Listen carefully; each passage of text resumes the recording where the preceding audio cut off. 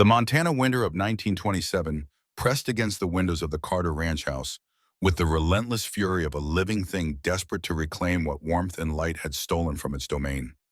Each gust of wind carried the voice of 42 winters past, whispering secrets that only old men like Samuel Carter could truly understand. At 67, Sam had weathered more storms than he cared to count, but none had left marks quite like the jagged scar that ran from his right knuckle to his wrist, white and raised against skin that bore the permanent bronze of a lifetime spent under the Montana sun. The fire in the stone hearth danced with hypnotic rhythm, casting shadows that seemed to move with purpose across the weathered landscape of Sam's face. Each line told its own story of triumph and loss, but tonight, with the storm raging outside and his 16-year-old grandson Billy restless with curiosity, it was time to tell the story that mattered most. Billy had been stealing glances at that scar for months now, working up the courage to ask about its origin. Tonight, with the blizzard keeping them trapped inside and the long winter evenings stretching ahead, he finally found his voice. "Grandpa Sam," Billy said, settling deeper into the leather chair across from his grandfather, "you never did tell me how you got that mark on your hand. Looks like it must have hurt something fierce." Sam's weathered fingers traced the old wound with the unconscious familiarity of 42 years of repetition. The gesture was as automatic as breathing now, triggered whenever memory called him back to that winter, when the world had turned upside down and justice had hung by the thinnest of threads. Outside, the wind screamed across the plains with a voice Sam recognized. It sounded just like the Montana winter of 1885, when he had been 25 years old and wearing a deputy sheriff's badge that still felt foreign against his chest. He could almost hear the echo of hoofbeats in that howling wind, the desperate cry of a woman's voice that had changed the course of his entire life. "You want to know about this old scar?" Sam asked, his voice carrying the gravity that comes only with age and hard-won wisdom. Billy nodded eagerly, leaning forward in anticipation of a story that had been years in the telling. Sam drew a slow breath, tasting memory on the cold air that seeped around even the best-fitted window frames. The past was a living thing in this storm, demanding its due. "Boy," Sam said quietly, his eyes reflecting firelight and something deeper, "this scar is tied to a woman who changed everything I thought I knew about justice. It's about the worst winter Montana ever saw, and the only time in my life I nearly lost everything for doing what was right. But mostly it's about learning that sometimes the most dangerous monsters wear the prettiest faces." The flames leaped higher as if stirred by the weight of what was to come, and Samuel Carter began to remember aloud the winter that had made him the man he became. December 15th, 1885. The Montana Territory stretched endlessly beneath a blanket of snow so deep it seemed to muffle the very pulse of the earth itself. Young Samuel Carter, 25 years old and still growing into the badge that Sheriff Thompson had pinned to his chest just 6 months earlier, guided his bay gelding through the white silence of late afternoon patrol. The Northern Pacific Railroad had pushed through the territory just 2 years before, bringing with it a flood of settlers hungry for land and opportunity. Towns were sprouting like wildflowers across the prairie, and with them came the inevitable problems that followed when civilized law tried to catch up with frontier ambition. The badge on Sam's chest represented hope more than authority in these vast stretches, where the nearest federal marshal might be hundreds of miles away. Sam's breath formed clouds in the frigid air as he made his rounds, checking on the scattered ranches and homesteads that dotted the landscape like islands in an ocean of white. The thermometer outside the sheriff's office in Silver Ridge had read 35 below when he'd started his patrol that morning, and the wind had been steadily building since noon, driving the snow in horizontal sheets that stung exposed skin like buckshot. This was serious cold, the kind that killed the unprepared without mercy or warning. Sam had seen men freeze to death in less time than it took to say a prayer, their bodies discovered weeks later when the spring thaw revealed winter's harvest of the careless and unlucky. It was no day to be caught outside without proper gear, and certainly no day for anyone to be wandering around inadequately dressed. The Morrison place lay ahead through the swirling snow, smoke rising from its chimney in a steady gray column that spoke of warmth and safety. Sam had known William Morrison well enough to respect the man's character and mourn his passing. The rancher had built something substantial here over 20 years of backbreaking work. 5,000 acres of prime grazing land, nearly 2,000 head of prime beef cattle, and a reputation for fair dealing that stretched across 3 counties. Morrison's death 6 months earlier had sent ripples throughout the territory. A man like that, dying suddenly of fever in his prime, left a hole that wouldn't easily be filled. Sam had attended the funeral, watching as what seemed like half the territory turned out to pay their respects. He'd noticed the elegant widow in her black mourning dress, accepting condolences with appropriate gravity, and the quiet young woman who stood slightly apart, receiving far less attention despite being Morrison's own daughter. Sam was thinking about the ranch's uncertain future when the first scream cut through the wind like a blade through silk. The sound was unmistakably human, high and desperate, and filled with a terror that made Sam's blood run colder than the Montana wind ever could. He spurred his gelding toward the ranch house, snow exploding from the horses' hooves as they thundered across the frozen ground. What he saw when he crested the small rise before the main house made every instinct he possessed scream danger. 2 men Sam didn't recognize had a young woman by the arms, dragging her away from the house with the kind of brutal efficiency that spoke of practice. She fought them with the desperate strength of someone who understood exactly what was at stake, her dark hair whipping in the wind as she struggled against their grip. Behind them, framed in the doorway like something from a fever dream, stood Elizabeth Blackwood, William Morrison's widow. She wore the same black mourning dress Sam remembered from the funeral, but there was nothing grief-stricken about her posture. She watched the struggle before her with the detached interest of someone observing a moderately entertaining show. The young woman being dragged toward the barn could only be Catherine Morrison, William's daughter. Sam had seen her at the funeral, a quiet figure overshadowed by her stepmother's more commanding presence. Now, fighting for her life in the snow, she looked like a completely different person. "That's my father's house," Catherine screamed, her voice breaking with cold and desperation. "You have no right. No right at all. Elizabeth Blackwood's response froze Sam's soul. The woman smiled, and it was the coldest expression Sam had ever seen on a human face. "You broke the last piece of Mother's china, Catherine," Elizabeth said, her voice carrying easily across the wind with the kind of practiced projection that suggested this wasn't the first such scene. "That proves you're unworthy to inherit anything at all." Sam had heard enough. He drove his spurs into his horse's flanks and thundered down the slope toward the house, his right hand moving instinctively to rest on the grip of his Colt revolver. The sound of approaching hoofbeats made the 2 men look up from their grim work, and for a moment, their grip on Catherine loosened enough for her to wrench one arm free.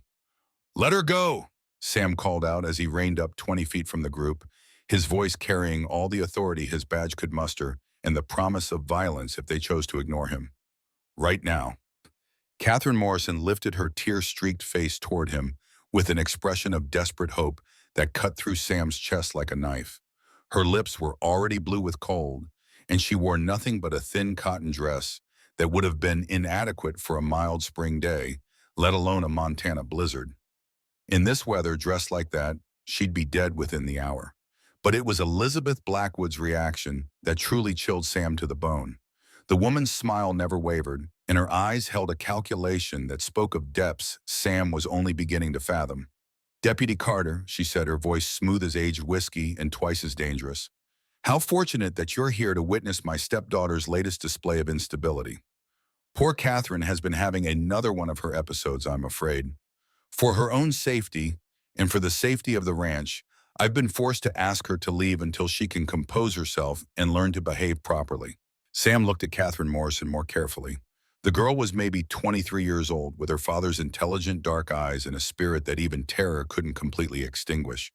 But she was shivering so violently he could see it from 20 feet away, and her feet were bare in the snow, already turning an alarming shade of blue. "Ma'am," Sam said carefully, his training telling him to diffuse the situation while every instinct screamed that something was fundamentally wrong here. "There's a blizzard coming down on us. She won't survive an hour out here dressed like that." Elizabeth Blackwood's smile grew wider, and for the first time, Sam caught a glimpse of something genuinely evil behind her composed facade. It was like looking into a well and realizing it had no bottom. "Then perhaps," she said with the casual tone of someone discussing the weather, "she should have been more careful with my things." The moment those words left Elizabeth Blackwood's lips, Sam Carter understood he was looking at something monstrous wearing a human face. The casual cruelty in her voice, the complete absence of any maternal feeling toward her stepdaughter, the calculated pleasure she seemed to take in Catherine's terror, all combined to paint a picture that made Sam's stomach turn. What happened next would replay in Sam's memory for the rest of his life. The two hired men, emboldened by their employer's coldness, began dragging Catherine toward the barn with renewed vigor. She stumbled in the deep snow, caught herself, and then looked back at the house where she had grown up with such an expression of complete betrayal that Sam felt something fundamental shift inside his chest. "Please," Catherine whispered, and though the wind tried to snatch her words away, Sam heard them clearly. "Please, I can't die like this. Not for a broken plate. Not after everything." Well, that was the moment Sam made his choice, though he wouldn't understand the full consequences until much later. He dismounted in one fluid motion and strode toward the group, his hand resting openly on his gun in a way that left no doubt about his readiness to use it. "The girl comes with me," he said simply, his voice cutting through the wind with quiet authority. Elizabeth Blackwood's composure cracked slightly, just enough to reveal the calculating mind beneath the grieving widow's facade. "Deputy Carter, you are interfering with a private family matter. Catherine is under my legal guardianship according to her father's will. I have every right to discipline her as I see fit." "Not if your discipline is going to kill her," Sam replied, stepping closer to Catherine. He noticed the way she flinched when he approached, as if expecting another blow. Whatever had been happening in this house since William Morrison's death, it clearly hadn't involved much kindness. "Miss Morrison, do you want to come with me?" Catherine's nod was so slight it was barely visible, but it was enough.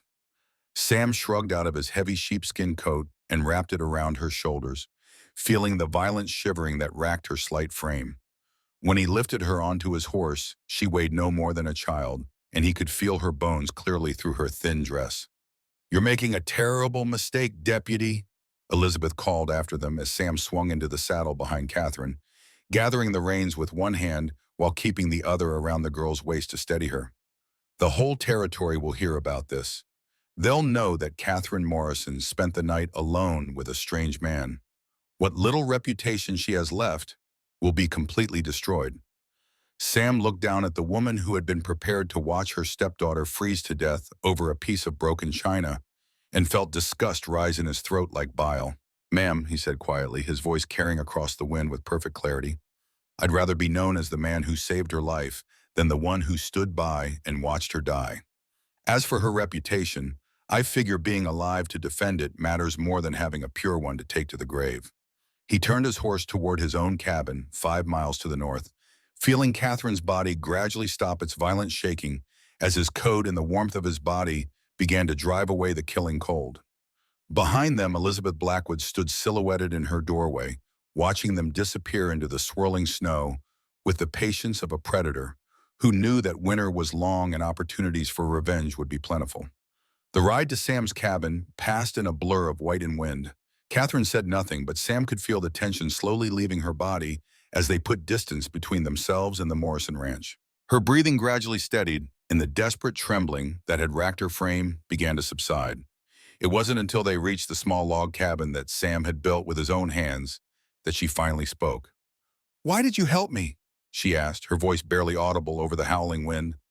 Sam helped her down from his horse, feeling how her frozen fingers could barely grip his sleeve, hearing the way her teeth chattered in a rhythm that matched his horse's breathing.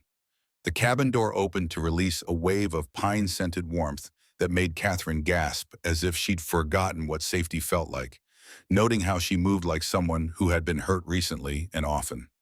"Because nobody deserves to freeze to death," he said simply, "especially not over something as meaningless as a broken plate."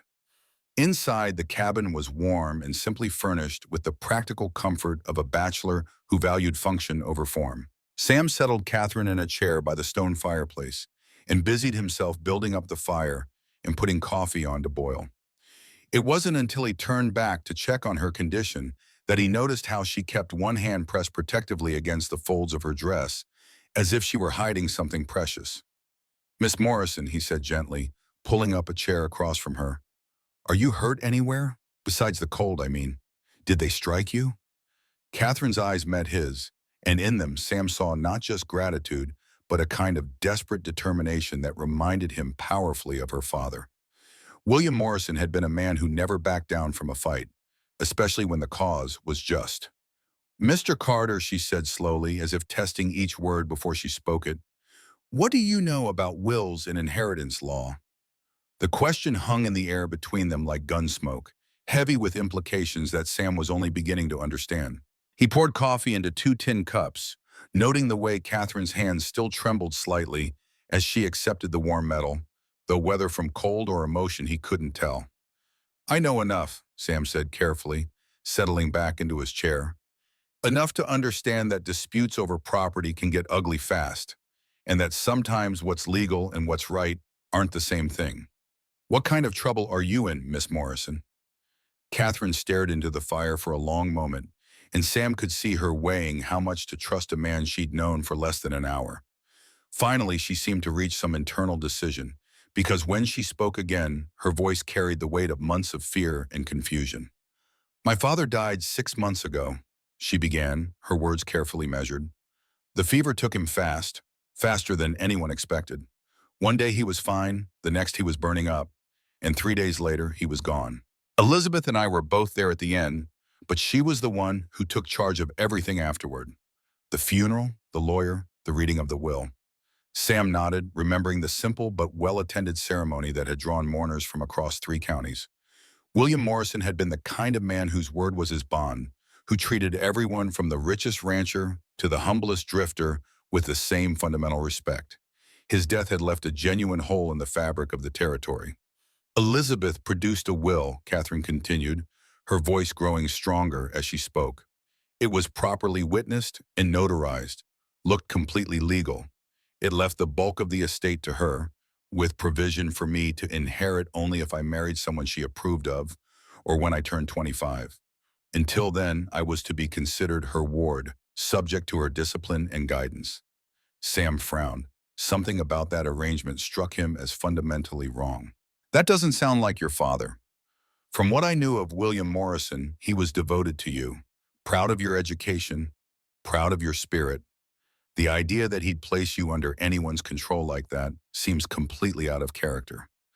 Catherine's hand moved again to that spot against her dress where she seemed to be protecting something. And this time Sam caught a clearer glimpse of what had her so nervous. The corner of a folded document, yellowed slightly with age, protruded from a carefully sewn pocket in her dress.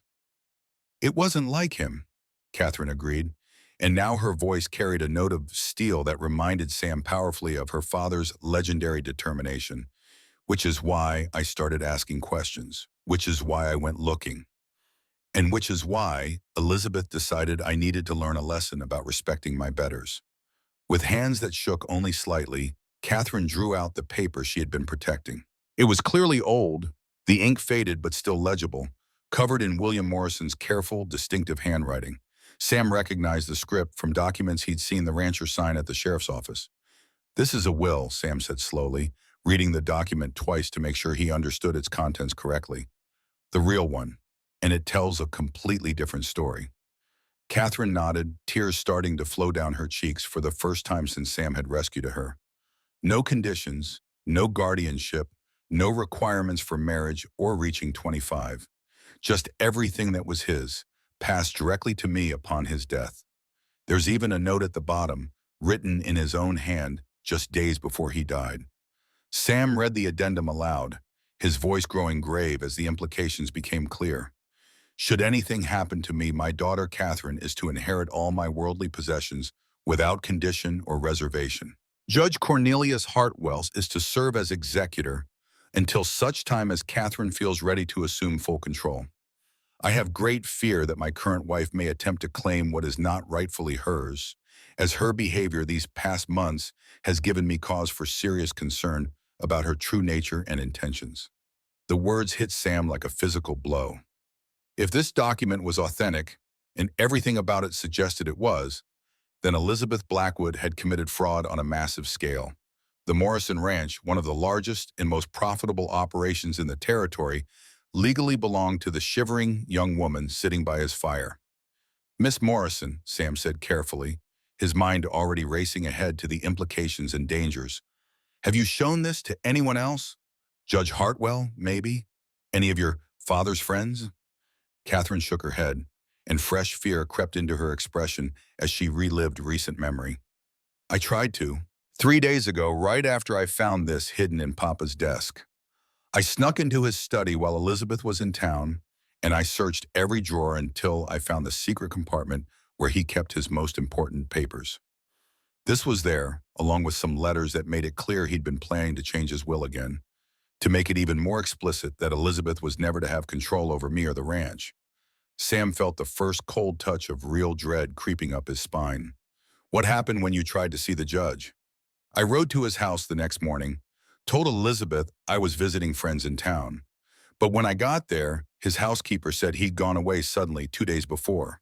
She didn't know where or when he'd be back, said it was completely unlike him, that in 15 years of working for him, she'd never known him to just disappear without making proper arrangements.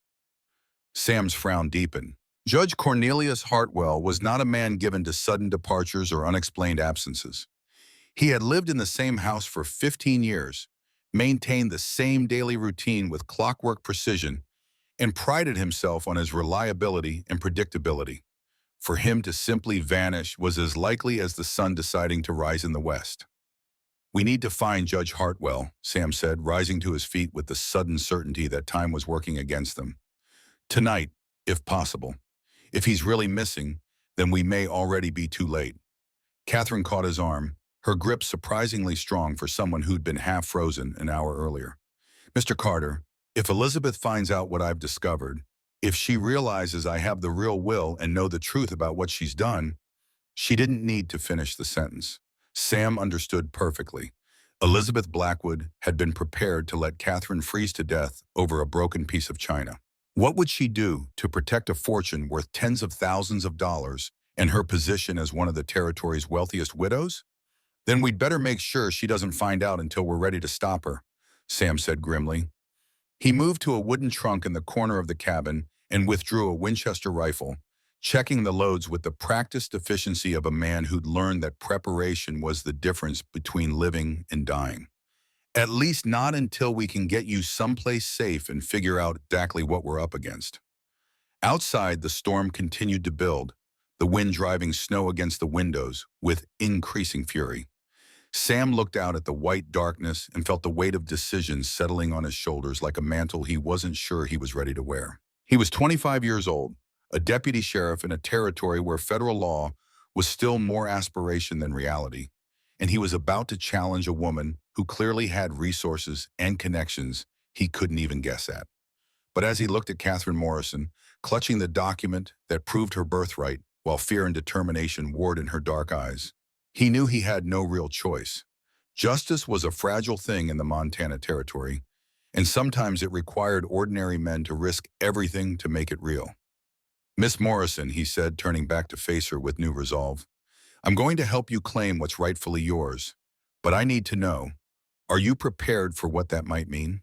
Because if Elizabeth Blackwood is willing to commit fraud, and possibly worse, to steal your inheritance, she's not going to give it up without a fight. And that fight might get uglier than anything you've ever imagined. Catherine Morrison looked up at him, and Sam saw the exact moment when the frightened girl transformed into the woman her father had raised her to be. My father built that ranch with his own hands over 20 years of backbreaking work, she said quietly, but with a core of steel that would have made William Morrison proud. He died believing his life's work would pass to his daughter, that everything he'd sacrificed and struggled for would have meaning beyond his own lifetime. I won't let some murdering thief destroy his legacy, no matter what the P done. Sam nodded, recognizing the quality that had made the Morrison name respected throughout the territory. Then we'd better go find Judge Hartwell, because something tells me time is running out faster than we know. They prepared to venture back into the storm, Sam loading extra ammunition for both his rifle and sidearm, while Catherine wrapped herself in every spare piece of warm clothing he could find. As they stepped out into the howling wind, neither of them could know that 20 miles away, Judge Cornelius Hartwell lay unconscious in the root cellar beneath his own house, his body slowly succumbing to the arsenic that Elizabeth Blackwood had been feeding him in carefully measured doses for the past 3 days. The ride to town through the blizzard was a nightmare of white blindness and numbing cold, but Sam's gelding was sure-footed and strong, and they made steady progress through the drifting snow.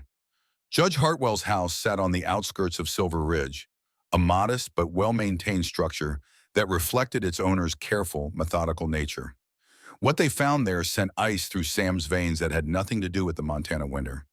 The house was dark, not a single lamp burning despite the early evening hour. Snow had drifted against the front door, undisturbed by any recent passage. Most telling of all, the judge's 2 horses were still in their stable, unfed, and clearly distressed. "Something's very wrong here," Sam said, his breath forming clouds in the frigid air as he examined the scene. Judge Hartwell would never leave his animals like this. He'd rather starve himself than see a horse go hungry. They circled the house carefully, Sam's hand never leaving his gun, while Catherine stayed close behind him. At the back door, they found what they were looking for. Recent tracks in the snow, partially filled, but still visible.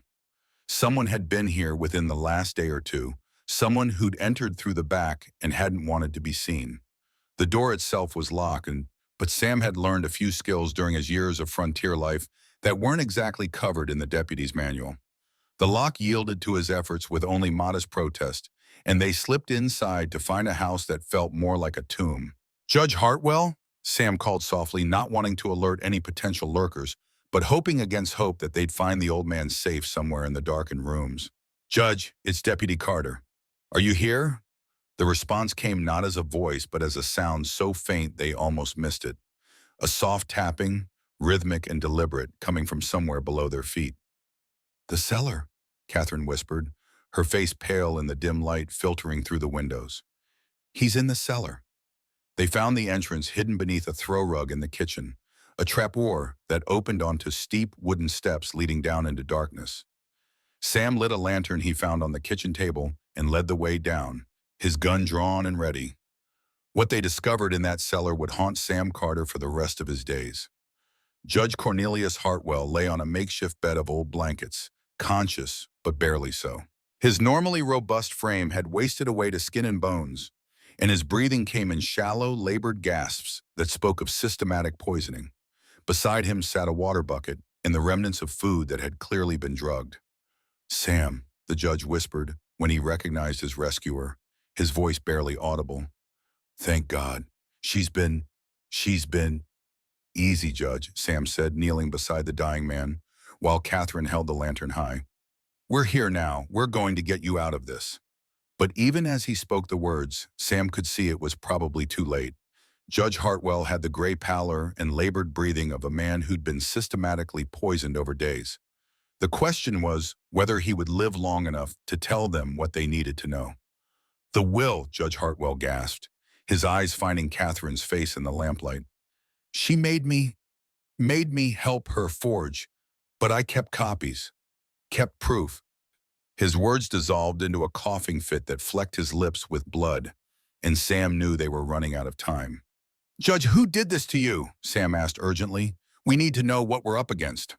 Judge Hartwell's eyes focused one last time, burning with the fever of approaching death, but still holding the sharp intelligence that had made him one of the territory's most respected legal minds. "Elizabeth Blackwood," he whispered, "but that's not her real name. She's done this before. Other men, other places. She's a professional killer."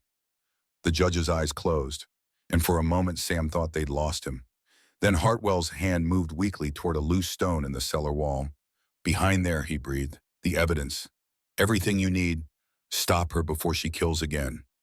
Those were the last words Judge Cornelius Hartwell ever spoke. He died there in his own cellar, victim of a crime so calculated and cold-blooded that it defied everything Sam thought he understood about human nature. But the evidence he'd hidden behind that loose stone would prove to be exactly what they needed to bring a monster to justice. As Sam and Catherine examined the documents by lamplight, the true scope of Elizabeth Blackwood's crimes began to emerge, and with it, the terrible realization that Catherine Morrison's near death in the snow had been just the beginning of a much larger and deadlier game. The storm was far from over, and the real battle for justice in the Montana Territory was about to begin. The documents hidden behind Judge Hartwell's cellar stone painted a picture of evil so methodical and calculated that Sam Carter's hands shook as he read them by lamplight. Catherine knelt beside him, her face growing paler with each revelation, until she looked almost as ghostly as the judge's corpse lying nearby on his makeshift deathbed. The first document was a letter in Judge Hartwell's careful handwriting, addressed to the territorial marshal but never sent. It began with the words that would echo in Sam's nightmares for years to come. I have discovered evidence that Elizabeth Blackwood, widow of William Morrison, is not who she claims to be, and that she has committed crimes of the most heinous nature across multiple territories. What followed was a meticulous catalog of deception that stretched back 15 years and across 4 different states and territories. The woman calling herself Elizabeth Blackwood had operated under at least 6 different names: Catherine Wells in Colorado, Sarah Thompson in Wyoming, Mary Patterson in Nebraska, and others that Judge Hartwell had managed to trace through patient correspondence with law enforcement across the West.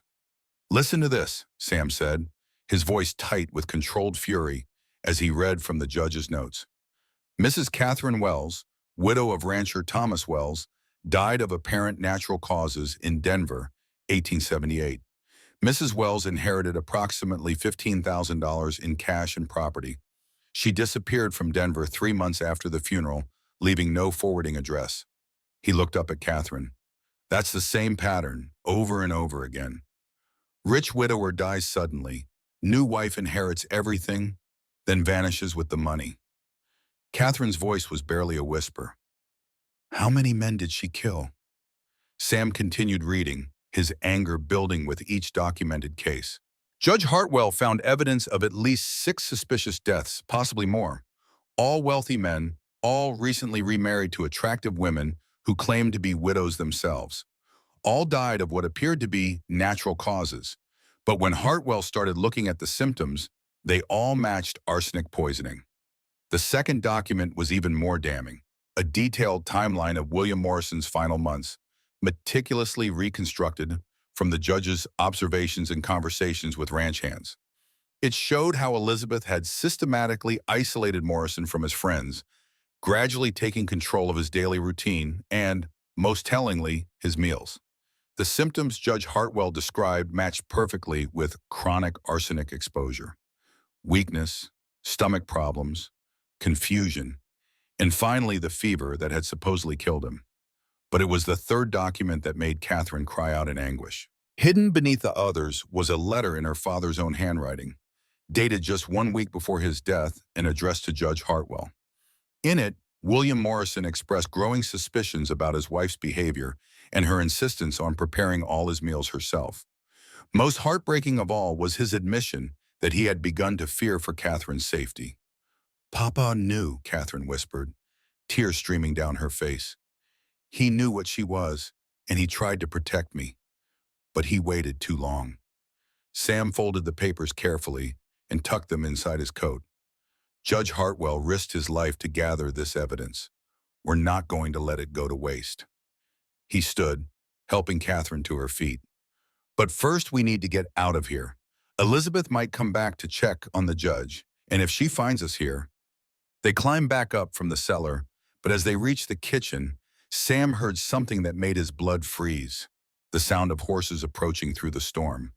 Multiple riders, moving with purpose despite the howling wind and driving snow. Blow out the lantern, Sam hissed, grabbing Catherine's arm and pulling her toward the back door. Now! They barely made it outside before the front door burst open and voices filled the house. Sam recognized one of them immediately. The cold, cultured tones of Elizabeth Blackwood giving orders to her hired men. Check the cellar, she commanded. If Hartwell is still breathing, finish it, then burn this place to the ground. I want no evidence left behind. Sam and Catherine crouched behind the judge's woodshed, watching through the storm as armed men moved purposefully through the house. The wind carried fragments of conversation to them, enough to understand that Elizabeth had come to eliminate the last witness to her crimes. We can't let them destroy the evidence, Catherine whispered urgently. There might be more documents in there, things that could help other families find justice for their murdered relatives. Sam knew she was right, but he also knew they were outnumbered and outgunned. Whatever they were going to do, it had to be smart rather than brave. As he watched Elizabeth's men systematically searching the house, an idea began to form in his mind. "Can you ride hard?" he asked Catherine quietly. She nodded. "Papa taught me to ride like a Sioux warrior. Said a woman in this country needed to be able to outrun trouble." "Good, because I need you to get to Sheriff Thompson in town. Tell him what we found and bring back every deputy he can muster. I'm going to stay here and make sure they don't destroy the evidence." Catherine grabbed his arm.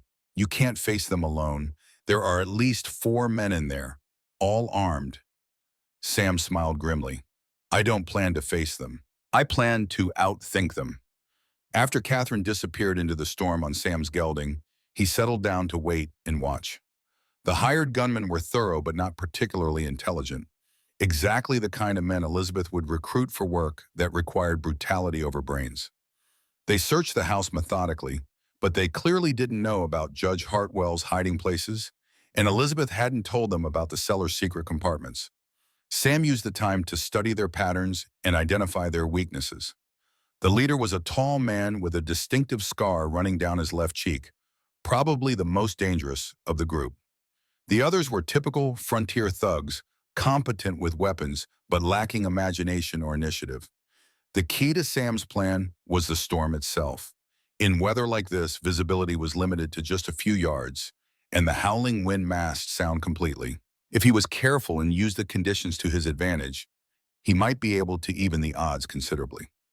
When the gunmen finally emerged from the house, apparently satisfied they'd found everything worth finding, Sam was ready.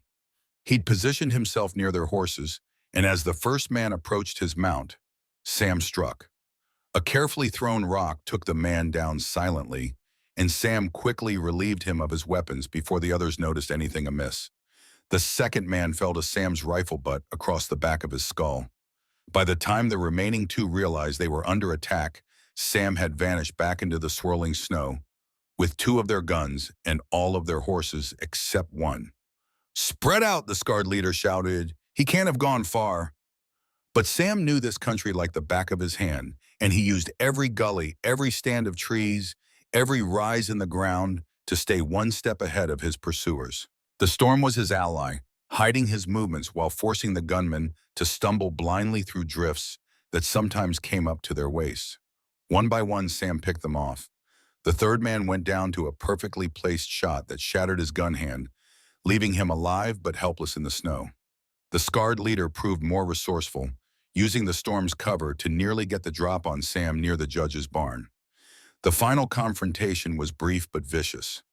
Both men were skilled fighters, but Sam had advantages his opponent couldn't match: intimate knowledge of the terrain, complete familiarity with his weapons, and most importantly, the absolute conviction that he was fighting for justice against a monster. When the shooting stopped, Sam stood alone among the fallen gunmen, breathing hard and bleeding from a graze across his ribs, but victorious. More importantly, the evidence was safe, and Elizabeth Blackwood's private army had been neutralized. But as he gathered up the scattered weapons and prepared to secure his prisoners, Sam heard something that made his heart sink: the sound of more riders approaching through the storm. Elizabeth had brought reinforcements. This time, Elizabeth Blackwood came herself, accompanied by at least 6 more armed men, and riding with the confidence of someone who believed she held all the advantages. Sam watched from concealment as she surveyed the scene, her elegant features showing no emotion at the sight of her defeated henchmen scattered in the snow. "Disappointing," she said calmly, dismounting from her horse with fluid grace despite the treacherous conditions. "I had hoped for better from men with such impressive reputations." She walked among the fallen gunmen with the detachment of a general inspecting casualties, occasionally nudging one with her boot to check if he was still breathing. When she reached the scarred lady, who was conscious but badly wounded, she looked down at him with something approaching amusement. "I assume it was Deputy Carter who did this to you?" she asked conversationally. The man nodded weakly, clutching his wounded shoulder. "Remarkable," Elizabeth mused. "One frontier lawman against 4 experienced killers, and he emerges victorious. Perhaps I've been underestimating the local talent." She turned to address her remaining men, Find him. Bring him to me alive if possible, dead if necessary. But I want Catherine Morrison's body brought back intact. There are certain arrangements that need to be made. Sam felt ice-cold fury wash through him at the casual way she discussed Catherine's murder. This woman was planning to kill an innocent young woman to cover up her crimes, and she spoke about it with no more emotion than if she were ordering supplies from the general store. As Elizabeth's men spread out to search for him, Sam faced a terrible choice. He could try to evade them until Catherine returned with help, but that might take hours and there was no guarantee she'd made it through the storm safely. Or he could take the fight to Elizabeth directly, using the element of surprise while he still had it. The decision was made for him when he heard Elizabeth give her next order. "Burn the house," she told one of her men. "Make sure nothing survives. If there are any documents we missed, I want them destroyed completely." Sam couldn't let that happen. Too many families deserve to know the truth about their murdered relatives, and the evidence in that house might be the only way to ensure Elizabeth faced justice for all her crimes. He had to act, even if it meant facing impossible odds. His first shot took down the man approaching the house with a torch, dropping him cleanly before he could set the building ablaze. Sam's second shot wounded another gunman, sending the rest diving for cover behind their horses and the judge's outbuildings. "Deputy Carter," Elizabeth called out, her voice carrying easily across the wind despite the storm. "How noble of you to reveal yourself. You could have hidden in the snow until we left, but instead you choose to fight a battle you cannot win. I find that admirable in its way." Sam said nothing, changing position before Elizabeth's men could triangulate his location. He'd learned long ago that in a gunfight, silence was often more valuable than words. "I have a proposition for you, Deputy," Elizabeth continued, apparently unconcerned by the fact that she was now down 3 men. "Surrender yourself to me, and I'll make sure Catherine's death is quick and painless. Continue this resistance, and I promise you both will suffer considerably before the end." The casual cruelty in her voice was like ice water in Sam's veins, but it also crystallized his resolve. This woman was a monster, pure and simple, and if he died trying to stop her, at least he'd die for something that mattered. His next shot was his answer, taking Elizabeth's horse down and forcing her to scramble for cover behind the judge's woodpile. The battle was fully joined now, and Sam knew it would only end with death on one side or the other. What Sam didn't know was that Catherine Morrison had made it to town successfully, despite the worsening storm and her unfamiliarity with his horse. She'd found Sheriff Thompson at his office, reviewing reports by lamplight, and had poured out the entire story in a torrent of words that left the older lawman stunned. Sheriff Thompson was a good man who'd hired Sam based on character rather than experience, and he'd learned to trust his young deputy's judgment completely. When Catherine showed him Judge Hartwell's hidden documents and described what they'd found in the cellar, Thompson didn't hesitate. "Billy," he shouted to his senior deputy, "round up every man we've got, armed and mounted. We're riding out in 10 minutes. "In this storm, Sheriff," Deputy Williams protested, "we'll be lucky to make it a mile before we're completely lost."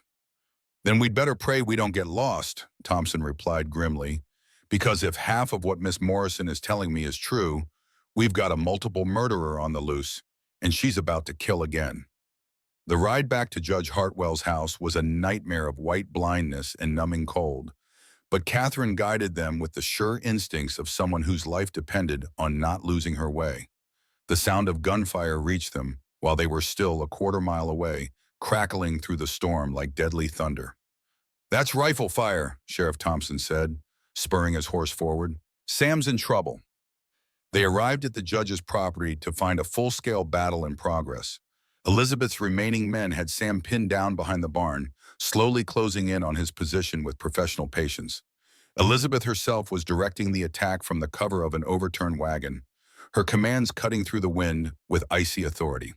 "Spread out," Sheriff Thompson ordered his deputies. "Surround them, but don't shoot unless you have clear targets. I want prisoners we can question." The arrival of reinforcements changed the entire dynamic of the fight. Elizabeth's men found themselves caught between Sam's accurate rifle fire and the deputies' flanking maneuver.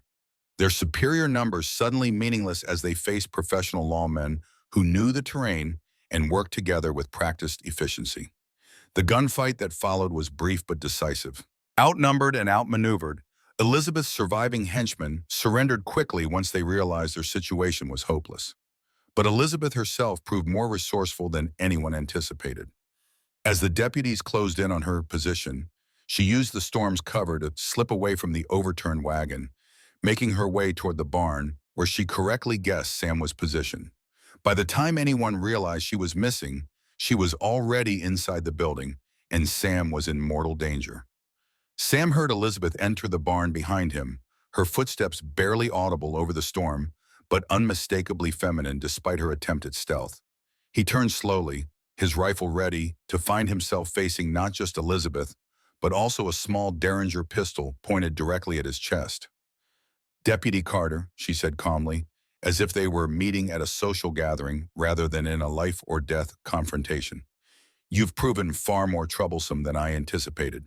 I really thought a frontier lawman would be easier to deal with." Sam kept his rifle trained on her, though he knew the Derringer gave her the advantage at close range. "Elizabeth Blackwood, you're under arrest for the murders of Judge Cornelius Hartwell, William Morrison, and at least 6 other men across 4 territories." Elizabeth laughed, a sound like breaking glass in the cold air. "Elizabeth Blackwood doesn't even exist, Deputy. She's just another mask I wear when it suits my purposes. You have no idea who you're really dealing with." "I know enough," Sam replied. "I know you're a killer who preys on lonely men for their money. I know you've been poisoning people with arsenic for 15 years. And I know you're going to face justice for what you've done." "Justice?" Elizabeth's voice carried genuine amusement. "There is no justice, Deputy. There's only power, and the intelligence to use it properly. I've accumulated more wealth in 15 years than most people see in a lifetime. And I've done it by recognizing a simple truth. Men are weak, predictable creatures who can be easily manipulated by a beautiful woman who tells them what they want to hear." As she spoke, Sam could hear voices outside the barn, Sheriff Thompson calling out orders to his men. Help was close, but not close enough to prevent Elizabeth from pulling that trigger if she chose to. "William Morrison wasn't weak," Sam said, hoping to keep her talking until the situation changed in his favor. "He figured out what you were." Elizabeth's mask of composure slipped slightly. "William was smarter than most, I'll grant you that. But he was also a fool. If he'd simply accepted that his time was up and died quietly, his precious daughter could have lived a comfortable life as my ward. Instead, he had to go poking around, asking questions, hiding that ridiculous will where he thought I'd never find it." "But you didn't find it," Sam pointed out. "Catherine did." "A temporary setback," Elizabeth replied. "Catherine won't live to see morning, regardless of what happens here. I have men positioned between here and town, and this storm provides excellent cover for accidents." That was when Sam heard something that made his heart soar. Catherine's voice, calling his name from outside the barn. She was alive, and she wasn't alone. The sound of multiple footsteps confirmed that Sheriff Thompson and his deputies had arrived. Elizabeth heard it too, and for the first time since he'd met her, Sam saw genuine fear cross her features.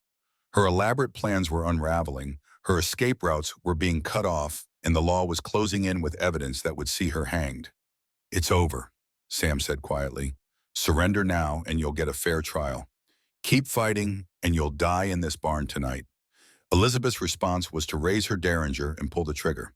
The small gun barked once, filling the barn with smoke and the acrid smell of gunpowder. Sam felt the bullet crease his right hand, tearing flesh and drawing blood but missing anything vital. His return shot was more accurate.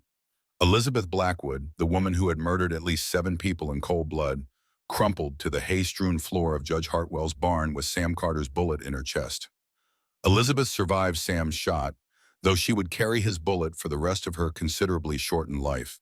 As Sheriff Thompson and his deputies secured the scene and tended to the wounded, Catherine knelt beside Sam to examine his injured hand, her touch gentle, but her eyes blazing with fury. "She could have killed you," Catherine said, carefully cleaning the bullet wound that would eventually become the scar Sam would carry for the next 42 years. "She could have killed both of us," Sam replied, watching as Sheriff Thompson placed shackles on Elizabeth's wrists. "But she didn't, and now she's going to face justice for what she's done." The aftermath of that night revealed the full scope of Elizabeth's crimes. In her saddlebags, the deputies found detailed records of her previous victims, including names, locations, and methods of murder. There were also maps showing the locations of buried money and stolen valuables, evidence that would help the families of her victims recover at least some of what had been taken from them. But perhaps the most chilling discovery was Elizabeth's journal, a meticulous record of her thoughts and plans written in her own hand. The entries revealed a mind so completely devoid of empathy or conscience that even hardened lawmen were shaken by what they read. January 15th, 1885, Sheriff Thompson read aloud from one entry. William Morrison is proving more resistant to the treatment than anticipated. His constitution is stronger than most, and he seems to be developing some tolerance to the doses. I may need to increase the amount or find alternative methods. The daughter continues to be a problem. She watches me too closely and asks too many questions. Once William is gone, I will need to deal with her permanently. The trial that followed drew attention from across the Western territories. Elizabeth's crimes had spanned multiple jurisdictions, and she faced charges in Colorado, Wyoming, Nebraska, and Montana. The evidence against her was overwhelming, and her own journal provided prosecutors with details they couldn't have discovered any other way. Catherine Morrison proved to be a compelling witness, describing not just the events of that terrible winter night, but also the months of psychological torture Elizabeth had inflicted on her after William's death. Her testimony was powerful enough to bring hardened miners to tears and moved even the judge to visible emotion. But it was the testimony of the families Elizabeth had destroyed that truly sealed her fate. One by one, they took the stand to describe what had been taken from them. Not just money and property, but husbands, fathers, brothers, and sons whose only crime had been trusting a beautiful woman who told them convincing lies. The verdict was never in doubt. Elizabeth Blackwood, whose real name turned out to be Sarah Elizabeth Morrison, no relation to Catherine's family, was convicted on 7 counts of murder in the first degree and numerous charges of fraud, theft, and conspiracy. The sentence was death by hanging, to be carried out in the spring of 1886. In the weeks following Elizabeth's arrest, Catherine Morrison began the long process of reclaiming her father's legacy. The ranch had suffered under Elizabeth's mismanagement, but the basic infrastructure was sound, and the cattle had survived the winter in better condition than anyone had dared hope. Sam found himself spending more and more time at the Morrison place, officially helping Catherine with legal matters related to her inheritance, but increasingly drawn by something deeper than professional duty. The frightened girl he'd rescued from that blizzard had transformed into a remarkable young woman, combining her father's intelligence and determination with a strength forged in the crucible of survival. "You don't have to keep checking on me," Catherine told him one afternoon as they worked together to repair fence damaged by the winter storms. "I'm perfectly capable of managing the ranch on my own." Sam paused in his hammering to look at her, noting the way her dark hair caught the spring sunlight and the confidence that had replaced the fear in her eyes. "I know you're capable," he said quietly. "That's not why I keep coming back." Catherine set down her own hammer and turned to face him fully. "Then why do you keep coming back, Sam Carter?" The question hung between them like smoke in still air, heavy with possibilities that neither had been quite ready to voice until that moment. Sam looked into her eyes and saw not the victim he'd rescued, but a partner who could stand beside him as an equal in whatever challenges life might bring. "Because I can't imagine my life without you in it," he said simply. "Because these past months have shown me that you're the strongest, most remarkable woman I've ever met. And because I'd like to spend whatever time I have left on this earth trying to make you as happy as you've made me." Catherine's smile was like sunrise after the longest night. "Sam Carter," she said, stepping close enough to touch his face with her work-roughened fingers. "Are you asking me to marry you?" "I reckon I am," Sam replied, his heart hammering against his ribs like a trapped bird. "If you'll have me." Her answer was a kiss that tasted like spring water and new beginnings, and when they finally broke apart, Sam saw his own future reflected in her eyes. It was a future built on mutual respect rather than dependence, partnership rather than possession, and love that had been tested by fire and emerged stronger than steel. The wedding took place in June of 1886, just 1 week after Elizabeth Blackwood paid the ultimate price for her crimes on the gallows in Helena. The entire territory seemed to turn out for the celebration, not just to witness the union of two people who'd found love in the darkest of circumstances, but to celebrate the triumph of justice over evil.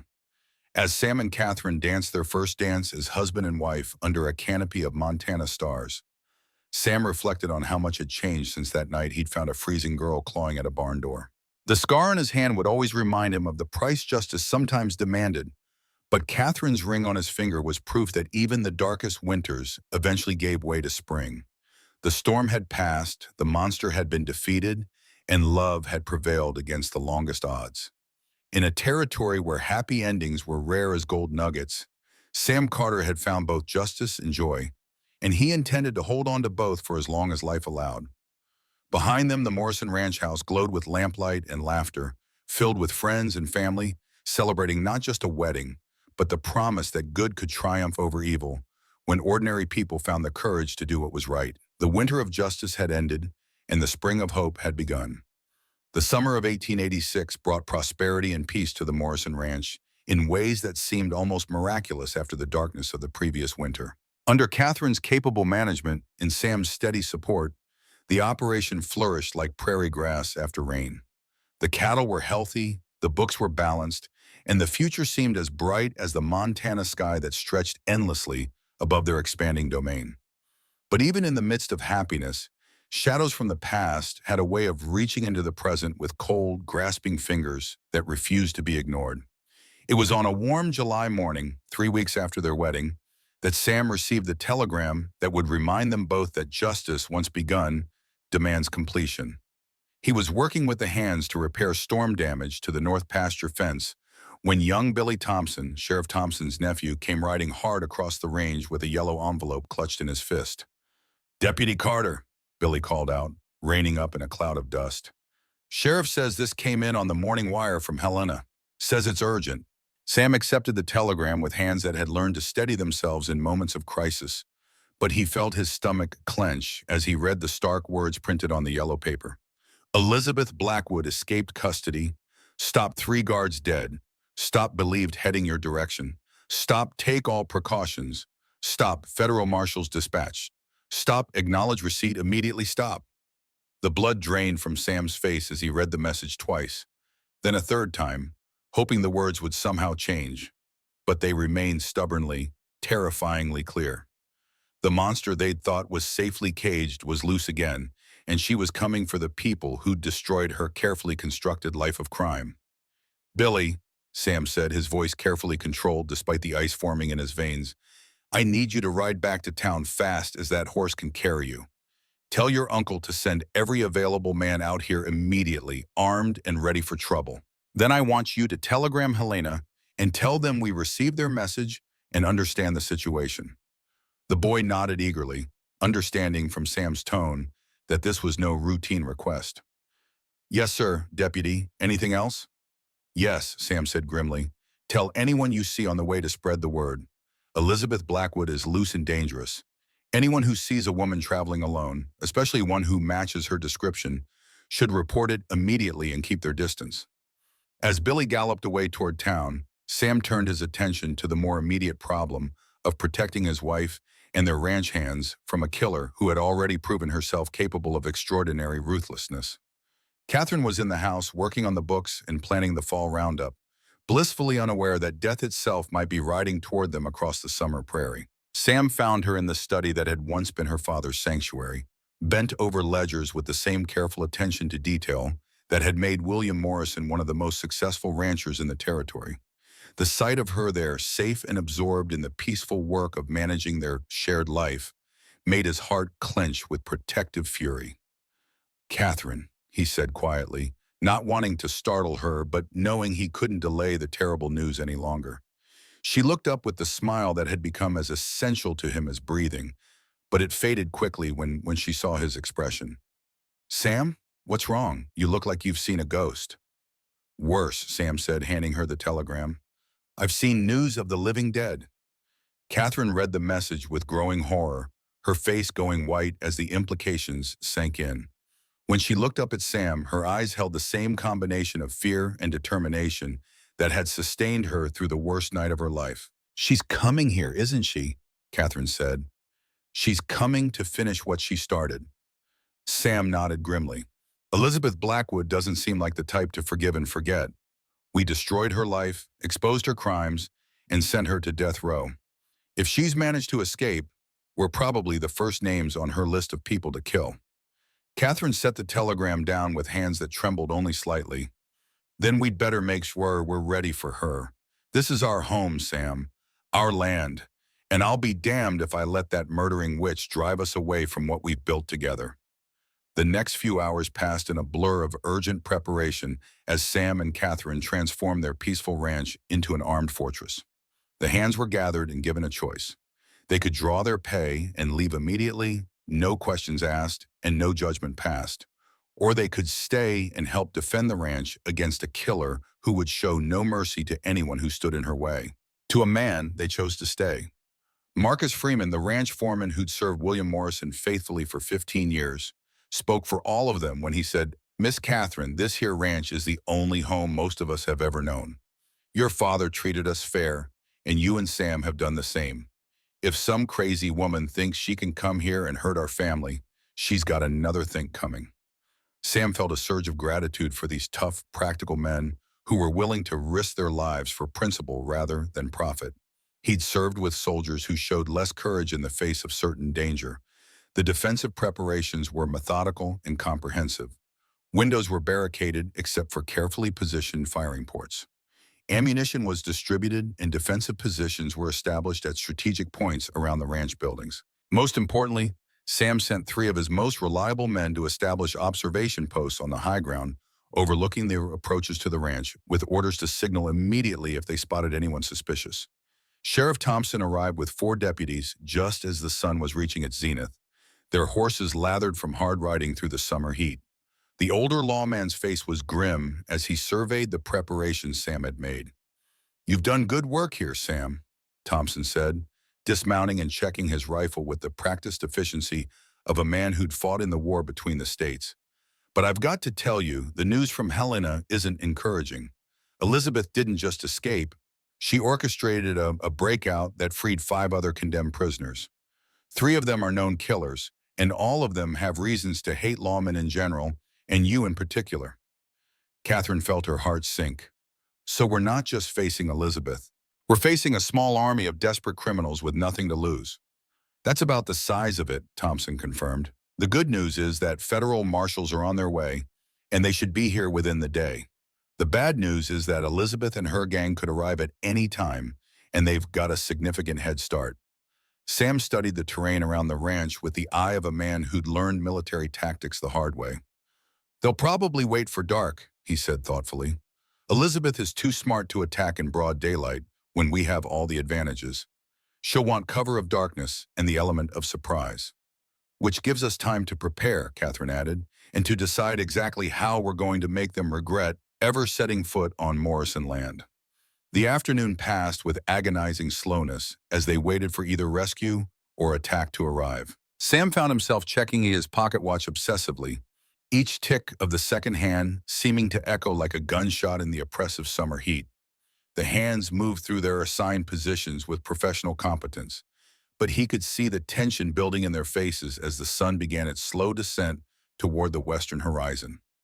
It was just past 4 o'clock when the first signal came from the observation post on Bear Ridge. 3 shots fired in rapid succession, the agreed-upon warning that riders had been spotted approaching from the north. Sam felt his pulse quicken as he grabbed his spyglass and climbed to the roof of the barn for a better view. What he saw through the lens made his blood run cold.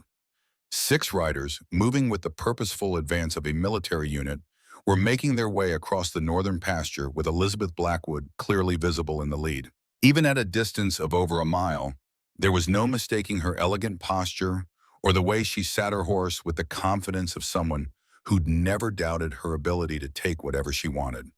"They're coming," Sam called down to the defenders below.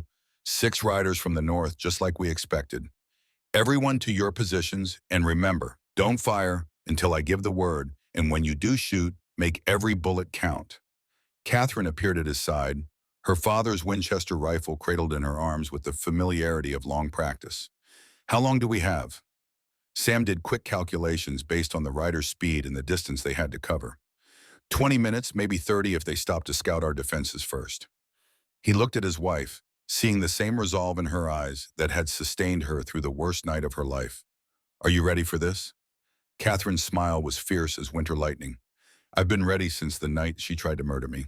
It's time Elizabeth Blackwood learned that some people fight back. Elizabeth and her gang of escaped convicts reached the outer perimeter of the ranch just as the sun touched the horizon, painting the Montana sky in shades of gold and crimson that would have been beautiful under other circumstances. Sam watched through his spyglass as they dismounted and took cover behind a low ridge about 400 yards from the main buildings, clearly planning their assault with the patience of professional killers. The waiting was the hardest part. Sam could hear the nervous breathing of the men around him, smell the fear sweat that came with knowing violence was imminent and unavoidable. But he could also sense their determination, the grim resolve of men who'd chosen their side and would see it through to the end. Remember, Sam called out quietly to his defenders, Elizabeth wants Catherine and me alive, at least initially. She'll try to negotiate to get us to surrender so she can take her time with us. Don't listen to anything she says, and don't let your guard down for even a second. This woman has killed at least 7 people that we know of, and she won't hesitate to add all of us to that list. The first shot came without warning, a rifle bullet that splintered the wood of the barn door just inches from Sam's head. It was followed immediately by a fusillade of gunfire from the ridge, muzzle flashes winking like deadly fireflies in the gathering dusk. "Return fire!" Sam shouted, and the ranch defenders opened up with everything they had. The battle was joined with a fury that seemed to shake the very foundations of the earth. Elizabeth's gang had the advantage of elevation and cover, but Sam's men knew every inch of the ground they were defending and had prepared their positions with meticulous care. The result was a stalemate that raged through the first hour of darkness, neither side able to gain a decisive advantage. But Elizabeth Blackwood hadn't survived 15 years of murder and deception by accepting stalemates. As the gunfight continued, Sam began to notice that the enemy fire was becoming more sporadic, as if fewer guns were participating in the exchange. It wasn't until Marcus Freeman pointed toward the southern approach that Sam realized what was happening. "Boss," the foreman shouted over the gunfire, "they're flanking us. 3 riders coming up from the creek bottom." Sam cursed his own tactical blindness. While he'd been focused on the frontal assault, Elizabeth had sent half her force on a wide loop around the ranch to attack from an unexpected direction. It was a classic military maneuver, and it put his defenders in a desperately vulnerable position. "Catherine," Sam called out, "take 4 men and hold the house. Don't let anyone get inside no matter what." Catherine nodded and raced toward the main building with Marcus and 3 of the ranch hands, their boots thundering across the hard-packed earth of the yard.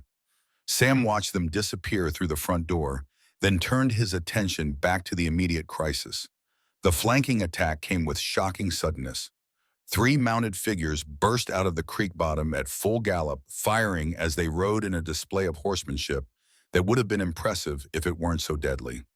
One of Sam's men went down immediately, clutching his shoulder and rolling behind cover as blood soaked through his shirt.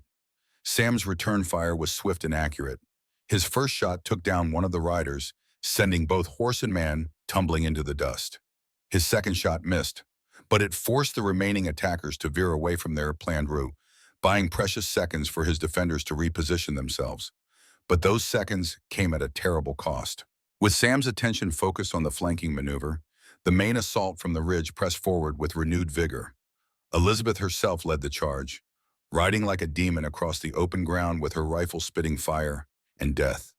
The battle for the Morrison Ranch had begun in earnest, and Sam Carter was beginning to understand that this night would test everything he'd ever learned about courage, leadership, and the price of justice. The next hour passed in a blur of gunfire, shouted orders, and the acrid smell of burning powder that hung over the ranch like a funeral shroud. Elizabeth's assault was relentless and professionally executed, each attack designed to probe for weaknesses in the ranch's defenses, while gradually wearing down the defenders' ammunition and morale. Sam found himself everywhere at once, plugging gaps in the defensive line, redistributing ammunition, and trying to anticipate Elizabeth's next move before it could develop into a catastrophic breakthrough. His military training served him well, but he was acutely aware that they were outnumbered and running low on everything except determination.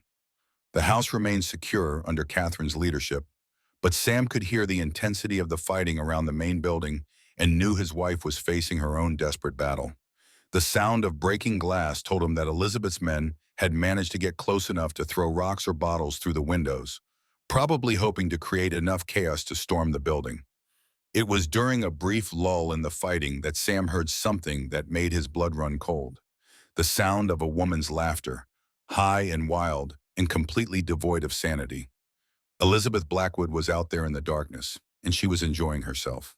"Deputy Carter!" Her voice called across the bullet-torn yard, sweet as poisoned honey. "I have a proposition for you." Sam said nothing, knowing that any response would only give away his position and invite a sniper's bullet. But Elizabeth continued anyway, her voice carrying easily in the still night air. "I'm prepared to be reasonable," she called out. "I want Catherine Morrison and I want you. Give me those two things and I'll let the rest of your men live. Continue this pointless resistance, and I'll kill every last one of them before I'm through." The offer was followed by an ominous silence that stretched for several heartbeats. Then Elizabeth's voice came again, colder now and edged with genuine malice. "You have 5 minutes to decide, Deputy. After that, I start killing your people one at a time until you see reason." Sam knew it was a bluff, or at least hoped it was. Elizabeth needed to conserve her ammunition and her manpower as much as he did, and she couldn't afford to waste either on executing prisoners. But the psychological pressure was real, and he could see it in the faces of his men as doubt began to creep into their eyes. That was when the sound of approaching horses reached them from the south, multiple riders moving fast and making no attempt at concealment. For a moment, Sam's heart leaped with the hope that Sheriff Thompson's reinforcements had finally arrived. But the voice that called out from the darkness destroyed that hope immediately. "Elizabeth!" a man's voice shouted. "It's Murphy! We got the marshal!" Sam felt his stomach drop as the implications hit him. Federal Marshal James Crawford had been their ace in the hole, the one man with enough authority and firepower to end this siege decisively. If Elizabeth's gang had captured or killed him, their situation had just gone from desperate to hopeless. Elizabeth's laughter rang out again, filled with genuine delight this time. "Excellent work, Murphy. Bring our guest forward so Deputy Carter can see what happens to people who try to interfere with my business." What emerged from the darkness was a nightmare made flesh. Two of Elizabeth's men dragged a figure between them, someone who moved with the awkward stiffness of a person who'd been badly beaten.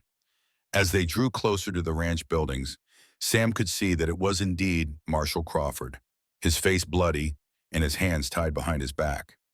"Now then, Deputy," Elizabeth called out, her voice dripping with satisfaction. "I think it's time we discuss terms of surrender. Because if you don't give me what I want, Marshal Crawford here is going to discover just how creative I can be when it comes to making people suffer." The sight of Marshal Crawford's battered form being dragged forward by Elizabeth's men was like a dagger thrust to the heart of the ranch's defense. Sam could see the impact on his men's faces, the way their shoulders sagged with the weight of impending defeat. They'd been counting on federal reinforcements to tip the balance, and now their would-be rescuer was a prisoner facing torture and death. But it was Catherine's voice, calling out from the house with unshakable determination, that reminded them all what they were really fighting for. "Sam," she shouted across the yard, "don't you dare give up. Don't you dare let that monster win." Elizabeth heard Catherine's defiance and laughed with genuine pleasure. "Ah, the Morrison girl speaks. How delightful. I was hoping she'd retain some of that spirit I tried so hard to break last winter. It will make what comes next so much more satisfying." Sam felt rage burn through him like wildfire, clearing away doubt and fear and leaving only crystal clear purpose. Elizabeth Blackwood had made one crucial mistake. She'd reminded him exactly why this fight mattered, exactly what would happen to innocent people if evil was allowed to triumph through intimidation and terror. "You want me, Elizabeth?" Sam called back, his voice carrying across the night with absolute conviction. "Then come and get me, but you'll have to earn it the hard way." His response was a renewed burst of gunfire that lit up the darkness like deadly lightning. But this time, Sam wasn't fighting defensively. This time, he was taking the battle to the enemy. Moving with the fluid grace of a man who'd learned combat in the hardest school of all, Sam slipped out of his defensive position and began working his way around Elizabeth's flank. His plan was simple, desperate, and probably suicidal. Get close enough to Elizabeth to take her hostage, then use her as leverage to secure the release of Marshal Crawford and negotiate a standoff until real help arrived. The approach took him through terrain he knew by heart, every gully and rock formation mapped in his memory from years of riding these ranges. The darkness was his ally now, hiding his movement, while the ongoing gunfight masked any small sounds he might make. He was within 30 yards of Elizabeth's position when catastrophe struck. A sentry he hadn't seen spotted his approach and called out a warning just as Sam was preparing to make his final rush. Suddenly the night exploded with muzzle flashes as Elizabeth's men converged on his position, turning his carefully planned assault into a desperate fight for survival. Sam's first shot took down the sentry who'd spotted him, but return fire was already whistling around his head like angry hornets. He rolled behind a fallen log and tried to assess his situation, but the tactical picture was grim. He was outnumbered, outgunned, and surrounded, with no clear route of escape. That was when he heard footsteps approaching through the darkness, moving with the confident stride of someone who knew the battle was won. Elizabeth Blackwood emerged into the faint starlight like a vision from hell, her elegant dress somehow unstained despite the violence swirling around her.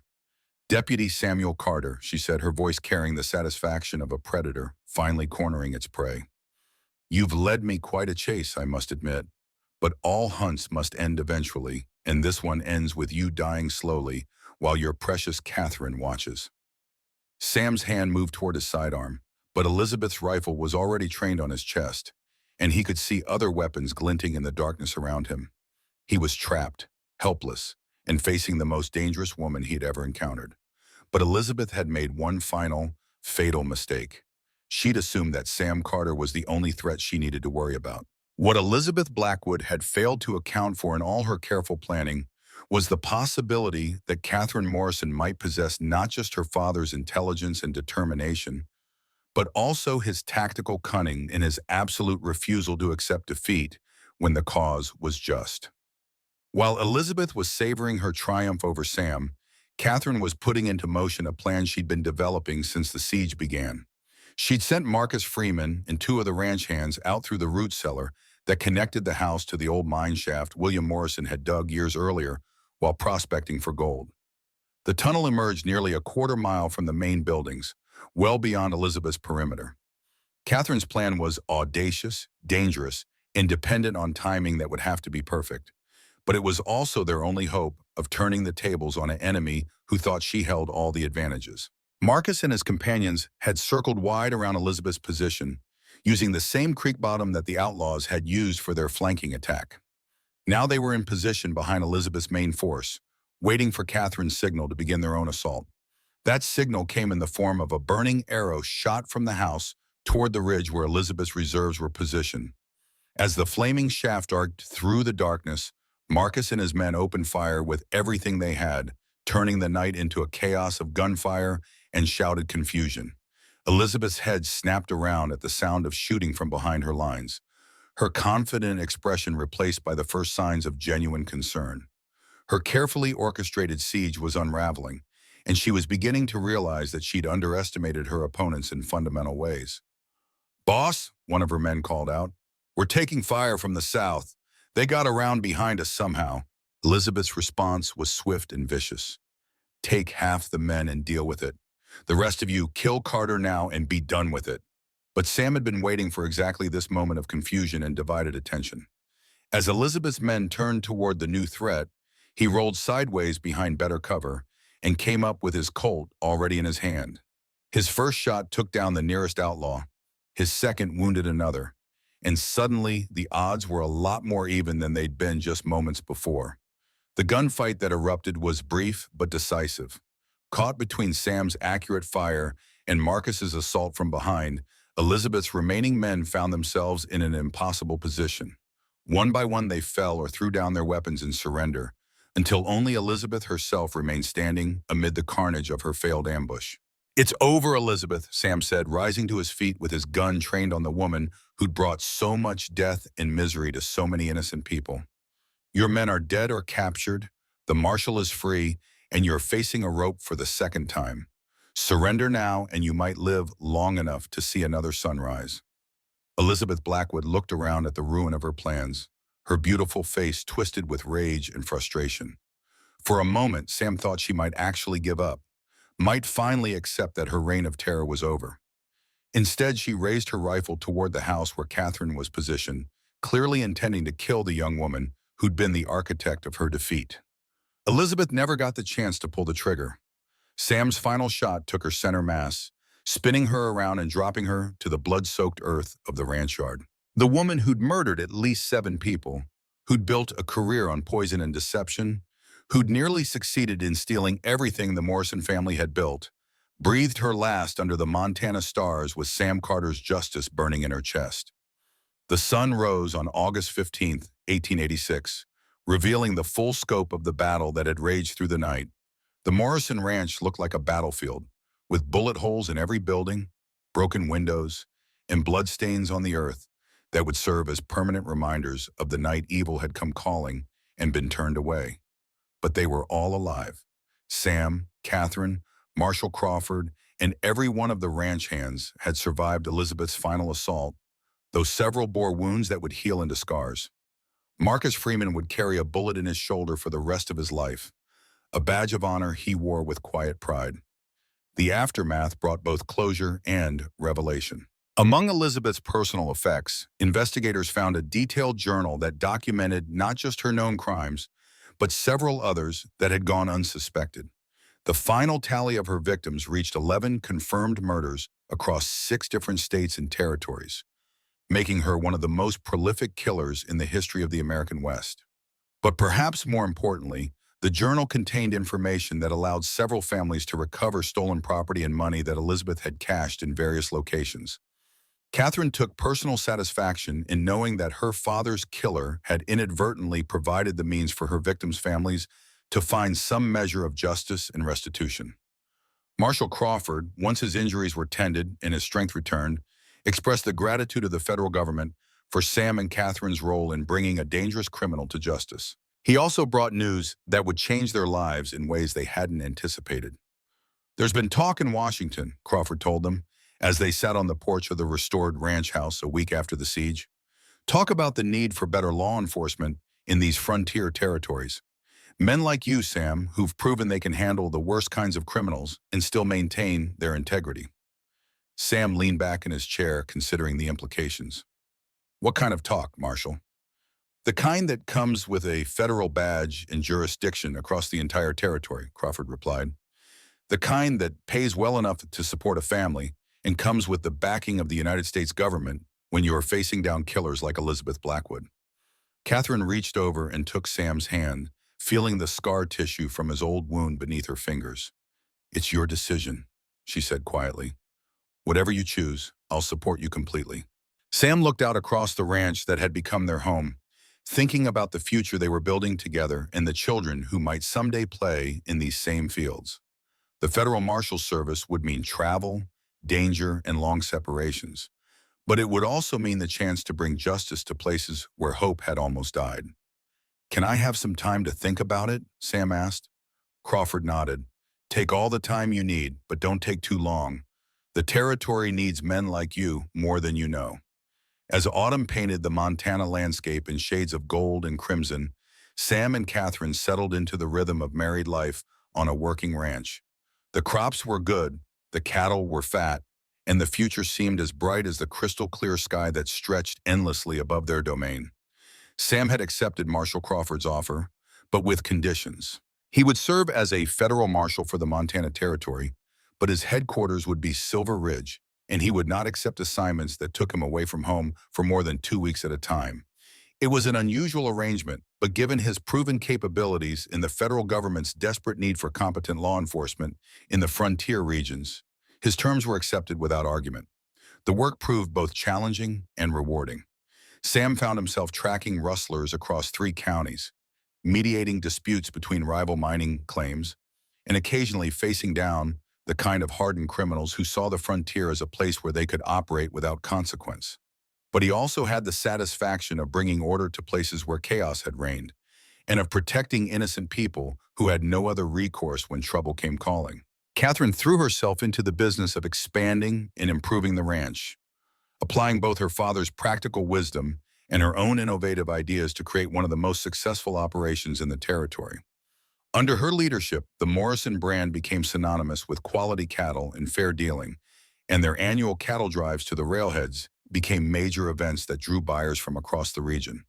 But it was on a cold December evening, almost exactly 1 year after their first meeting in that terrible blizzard, that Sam and Catherine received news that would complete the circle of justice they'd helped set in motion. Sheriff Thompson arrived at their door with a telegram from the governor's office, his weathered face creased with satisfaction. "Thought you'd want to see this," he said, handing the yellow paper to Sam. The telegram was brief but deeply meaningful. Final victim identified, stop. Elizabeth Blackwood case officially closed. Stop, 11 families notified. Stop, total recovered assets exceed $50,000. Stop, territorial government extends gratitude for exceptional service to justice. Stop. Catherine read over Sam's shoulder, tears forming in her eyes as the full impact of the message sank in. 11 families would finally know the truth about their murdered loved ones. 11 families would receive at least partial compensation for what had been stolen from them. And most importantly, no other family would ever suffer at Elizabeth Blackwood's hands. "Papa would be proud," Catherine said softly, her hand resting on her growing belly. The first sign of the child they would name William, after her father.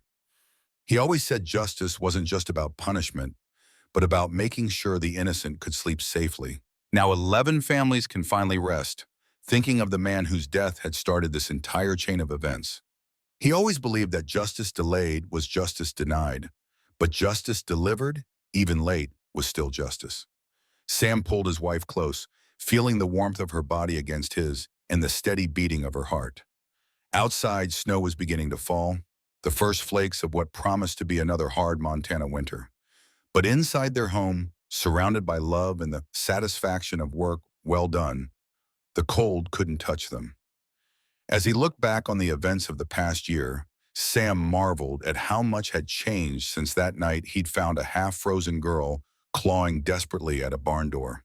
That girl had become his wife, his partner, and his anchor in a world that often seemed determined to test the limits of human endurance and courage. The scar on his hand would always remind him of the price justice sometimes demanded, but Catherine's ring on his finger was proof that even in the darkest of circumstances, love could triumph over evil, hope could overcome despair, and ordinary people could achieve extraordinary things when they refused to surrender to the forces of darkness. Outside, the Montana wind howled with the voice of winter returning, but Sam Carter no longer feared the storm. He'd learned that some storms brought destruction, but others brought the chance for new beginnings. And as he held his wife in the warmth of their home, surrounded by the life they'd built together from the ashes of tragedy, he knew that their story was just beginning. The winter of justice had ended, and the spring of hope had taken root so deeply that no storm, no matter how fierce, could ever tear it from the Montana soil they'd watered with their courage, their sacrifice, and their unshakable belief that good would always triumph in the end. The circle was complete, and the future was theirs to write together. But Sam knew now that some stories never truly end. They just pass from one generation to the next, carried forward by the choices we make when winter comes calling and asks us who we really are.